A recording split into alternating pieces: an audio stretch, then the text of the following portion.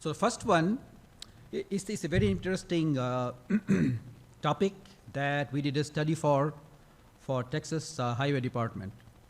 So it's myself as the author, and Yosias Beneberu, who's my former PhD student.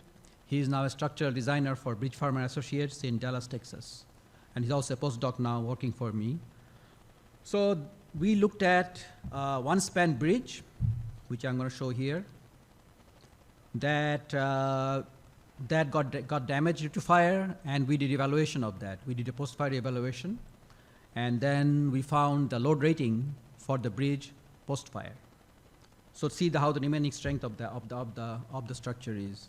So fires are very important. What can cause fire to a bridge? Many, many things, right? We can have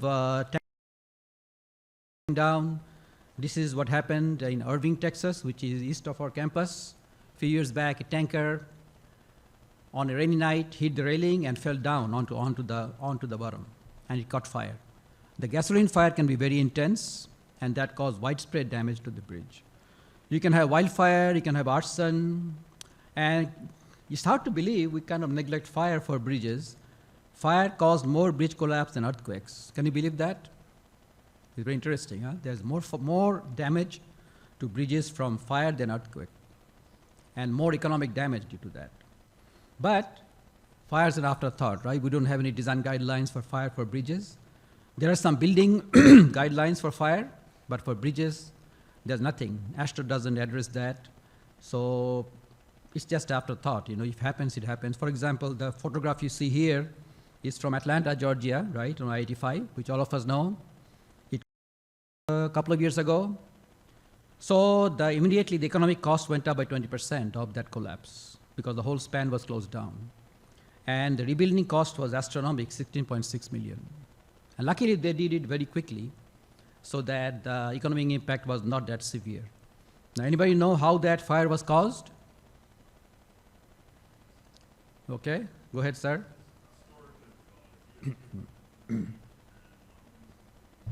That's right. So that's not an arson, it's accidental fire, right? It's not an arson at all. Accidental, flammable material stored below, and then homeless people on a winter night can blame them. They started a fire to stay warm, and then that material caught fire, and the rest is history. So fire can be for a variety of reasons. So what we did, our experiment was first in the whole world. We built a one-span, full-scale precast concrete bridge. I'm going to show that in the next slide, where we put a realistic precast composite deck with precast panels, and then cast-in-place topping. And then we literally put the bridge on fire. You'll see that. And we also looked at CFRP laminate strengthening and the effect of fire on CFRP laminate. As you know, CFRP laminate is now approved by many highway departments for retrofitting and strengthening of bridge components. So here's the bridge. It's an artist rendition. So we have one span bridge. These are standard text.girders, text.48, I-girders, prestressed, prestressed, precast. And we built, you can see here, we built the composite deck on top. So we put precast panels, standard, text.procedure, and then cast in place on top of that. So together, the deck was 8.5 inch deep. Some supports there. There are bearing pads underneath, elastomeric bearing pads. And then this is the gas pan. We filled that with gas, literally gasoline, and set that on fire. So we put thermocouples to measure the temperature. And we had 3 text girders, as you saw from the photograph.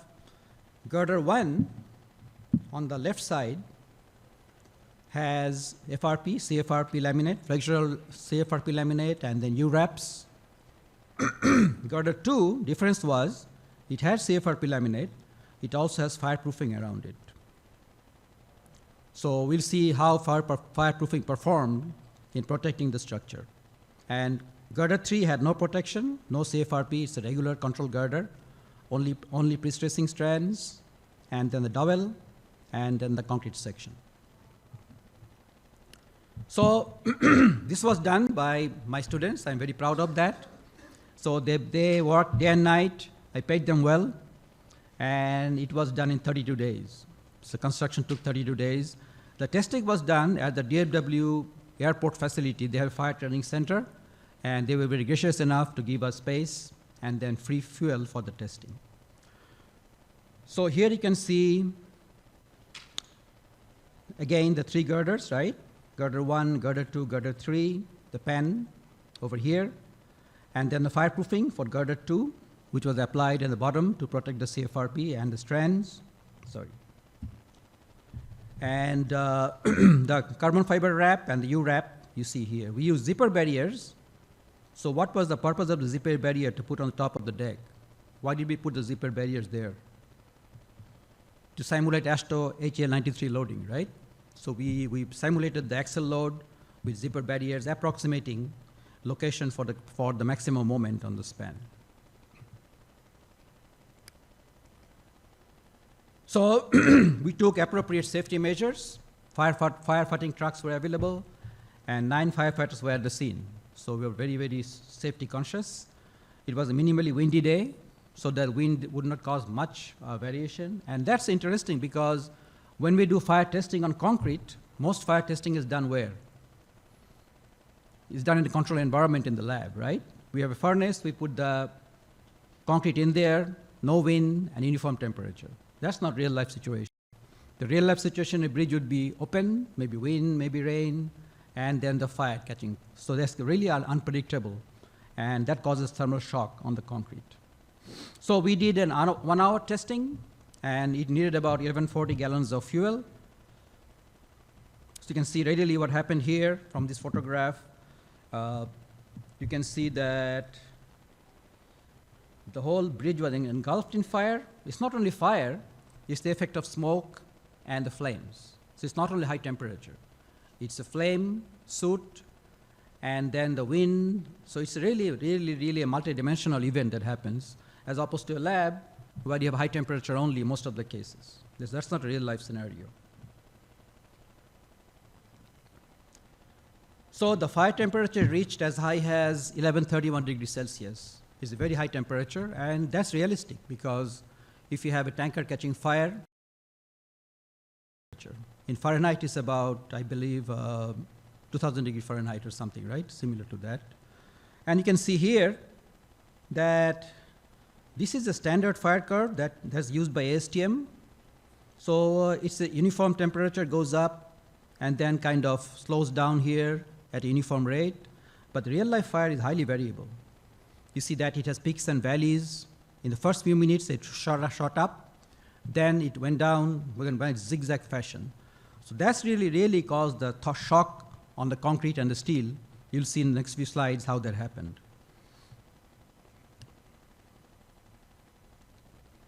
So let's look at each girder one at a time. Girder 1, if you remember, was with the CFRP laminate, external laminate. We used a popular laminate from Sika Corporation, and then no fireproofing. So the CFRP was totally exposed. And here, interestingly, if you see right there, below there, it's hard to see the green line. That's the epoxy melting temperature for CFRP. It's about 60 degrees Celsius. So you can see right away that the temperature really went much higher than that. So the CFRP had no chance. It really fell down. So the whole laminate kind of either melted, the epoxy melted, and the epoxy is the weak link, right? If the epoxy melts, then the CFRP laminate is no good. So there's no chance, and it just melted right away. Even the strands lost some strength. Some of the strands were damaged. And then, as we know, at about 473 degrees Celsius, strands lose about 70% of the strength. That's bad news, because our whole notion of the moment capacity of the girder depends on the prestressing capacity. So here you can see what happened with girder 1. Strands got exposed. You can see the broken strands hanging here. Let me take this off here. Okay. So the strands are here. I don't know if you can see it well right there. A lot of spalled concrete. You can see them right here. Okay. So the concrete spalled away, and then you can easily imagine what will be the strength left in that girder. Girder 2, if you recall, had fireproofing, And that really showed how it was effective. So you can see here in this graph, the red horizontal line is the glass transition temperature. The temperature remained well below that threshold. So what it means is that the whole FRP was effective. It didn't lose the bonding agent. And we typically consider about 10 to 20% capacity from CFRP, flexural lamination, and that was intact. And even the concrete was not affected by much. Maximum temperature was about 48 degrees Celsius, very small, on the prestressing strand, and no strands, and minimal concrete spalling happened. So this girder maintained pretty much 100% integrity of the moment capacity. This was girder 3, if you recall.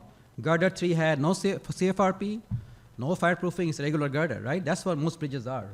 So you have a precast I-girder, prestressing strand inside, nothing preventing the fire from attacking it. So that's what happened. Luckily, the fire temperature was lower there because of the wind. So the wind picked up as the day progressed. So the damage wasn't that severe. So there was some minimal damage. You can see on this photograph here. The strands got exposed, but none of them got broken. But even then, it's not good news because most of the bonding was lost. So what we did now is we thought we used a saw to cut along the length of the girder, isolated each girder with the composite deck, and took them to our lab. So we have a very nice structures lab at UT Arlington. And then we put them on a bending test here. You can see the LVDTs and load cells to see how much of the FMN is left, moment capacity is left. So we found out that girder 1, bottom line was it lost about 60% of the flexural capacity. So we just tested them to failure, looked at the failure pattern and the load deflection diagram. So it's bad news because that's beyond the factor of safety for the girder, and that girder is literally unsafe for load carrying. Girder 2, with CFRP fireproofing, again, the thing to notice here is that only 1.7% of the moment was lost, moment capacity was lost. So that girder really remained intact, mainly thanks to the fireproofing. So that's what happened. One issue is that, does anybody know what the thickness of the fireproofing is? How much thickness we apply on concrete, according to manufacturer? Yes, sir? That's right, sometimes 2 inches. So the gentleman is correct. So sometimes we put wire mesh inside. Some of the manufacturers require wire mesh to be put inside. So if you have a tight clearance, then 2 inches of concrete or 1 inch of concrete may affect it. Now that's something that you may think of. So fireproofing may not be feasible everywhere. Okay, if you have 7, 8 girders over the highway, do you fireproof everything? No. So I think we are thinking of a study where we look at the statistical aspect of fireproofing, where is feasible. Okay, which highways should have fireproofing applied on concrete? Should it be in the center of the highway, on the edge? So there's a lot of issues that need to be considered before fireproofing becomes standard. So girder 3 lost about 2.8% of the capacity. So mainly because the wind kind of pushed the fire away, and that's not abnormal in a bridge. If you have 7, 8 girders, all of them you can't expect to have the same fire exposure. So that's part of the wind. The windier the day is, more unpredictable the fire will become. Next, we did a load rating, literally. So we looked at AASHTO. We used the AASHTO manual for bridge evaluation. And as you know, that load rating procedure is pretty standard. So we had 3 girders. You see them on the 3 rows here.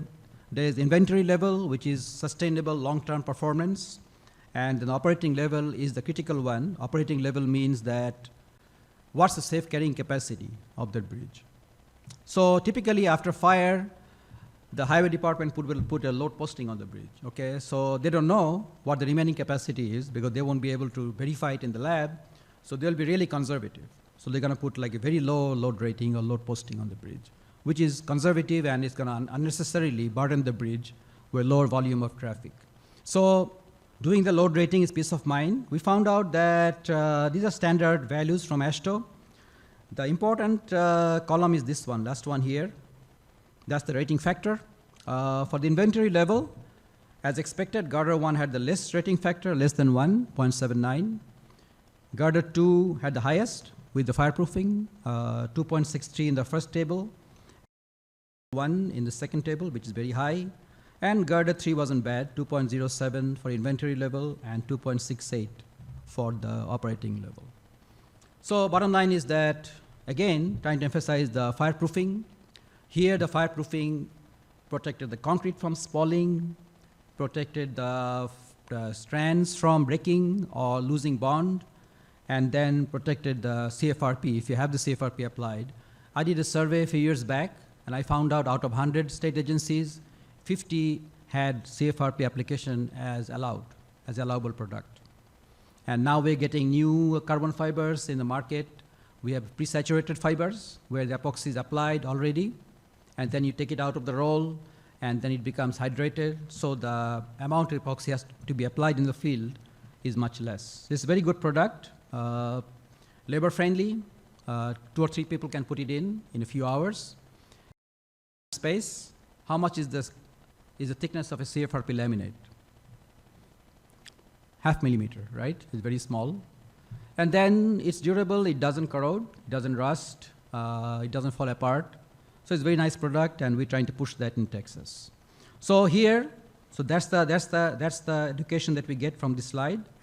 So conclusion, so this was a pioneering study. Since we have done this study 2 years back for Texas Highway Department, nobody in the world has done this open pool fire on a real-life bridge with composite deck, real-life elastomeric bearing pads. I have another paper being published where we looked at the bearing pad and see how the elastomer varied with the fire exposure. It's much less because the fire typically happens at mid-span, and the elastomeric bearing pads are on the end, right, on the abutment. So the fire exposure is typically less there. So this may eventually lead to bridge fire safety provisions. Hopefully somebody is working on this research, taking it to the next level based on our study, and saying, okay, how should fire be considered in bridge design? How should we consider that? Should there be extra factor, a fee factor? How to account for? Will there be a load factor? We don't know at this time. So girder 1 was the worst performer as expected without fireproofing.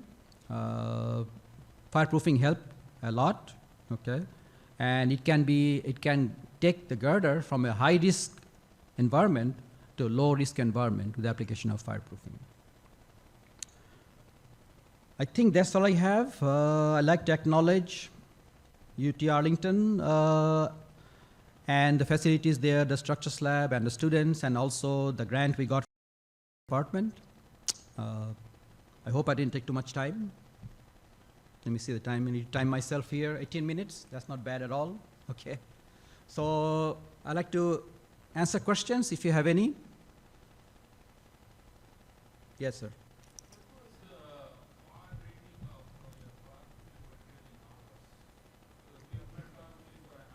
That's right.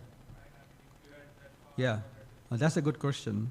Well, the logic was that we're thinking of a remote bridge. So if you have a tanker catching fire there, how long will the fire department, after how many hours will they be able to be there?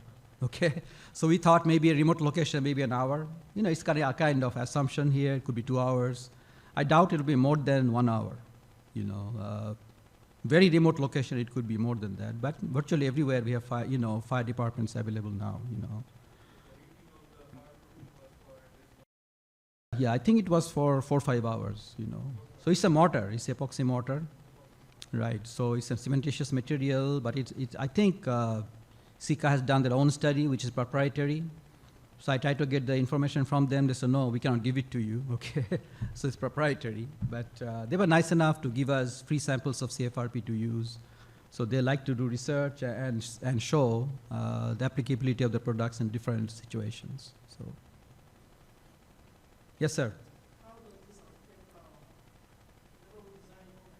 We have X amount of carbon for fire resistant rating. How does this factor in long term?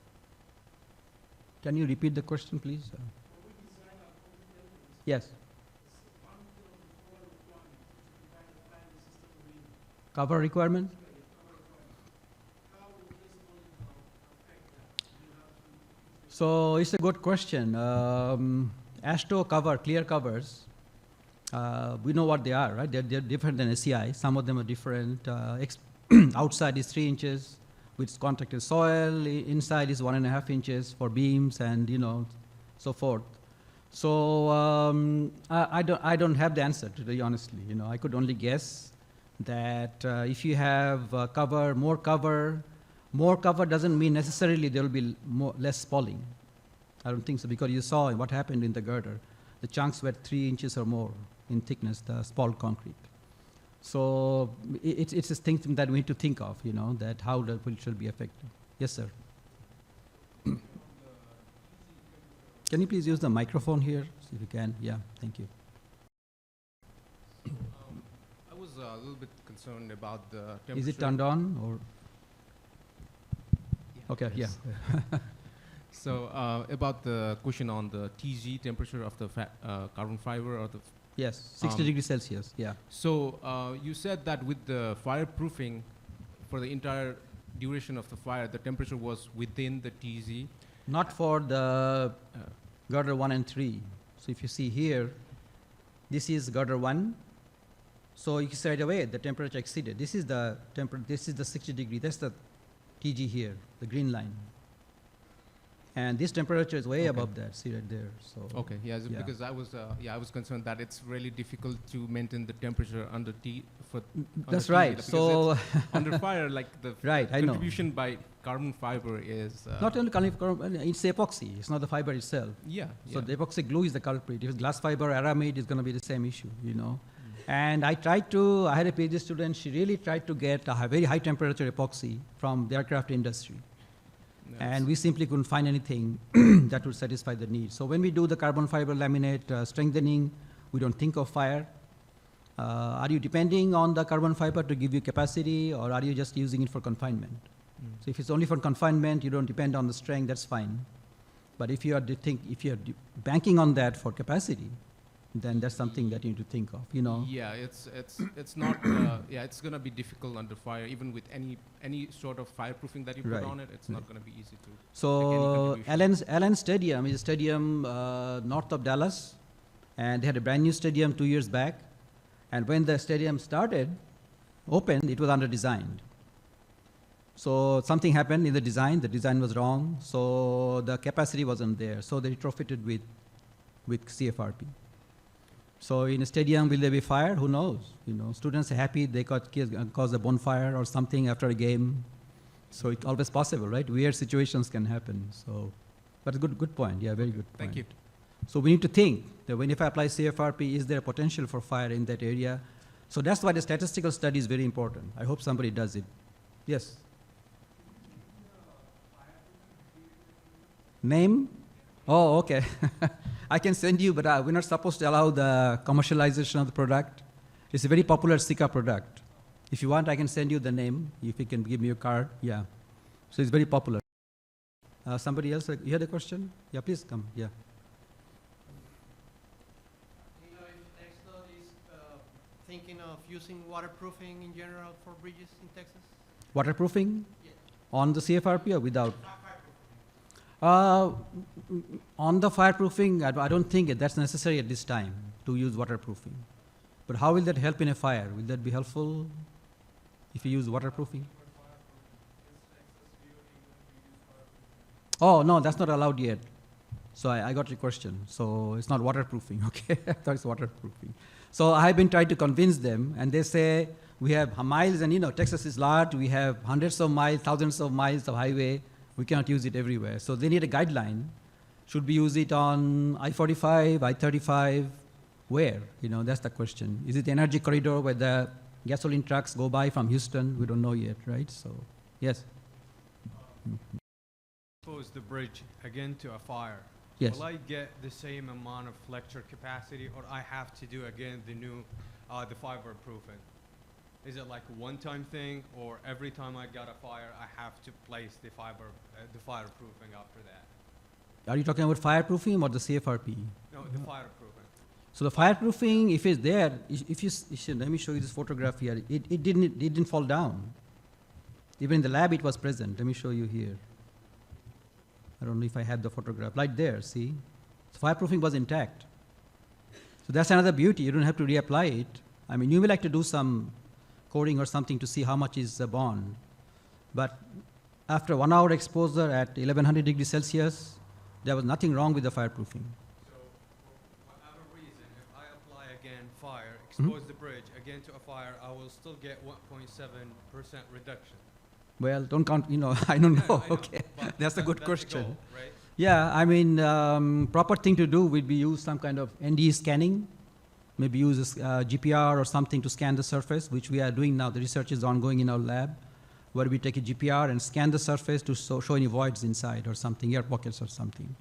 So we're trying to develop ND technique where we can post-fire, we can evaluate the concrete and see how much is the inside internal voids, how much is the separation between the strands and things like that. That'll be a very useful product to have, Yes, sir. My understanding, I'm not an expert, but when you have a fire rating on a structure, the idea is to give time for occupants to leave. Right, right. Here, I'm part of, I live a great owner, and we've had small parts of the bridges, the entire bridge is shut down for many years. Yes. So there's no life safety risk, but there's a valid risk of the piece of infrastructure not to work.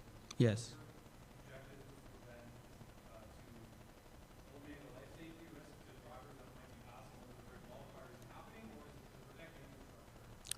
A very good point. We didn't look at that. We looked only at the capacity, member capacity.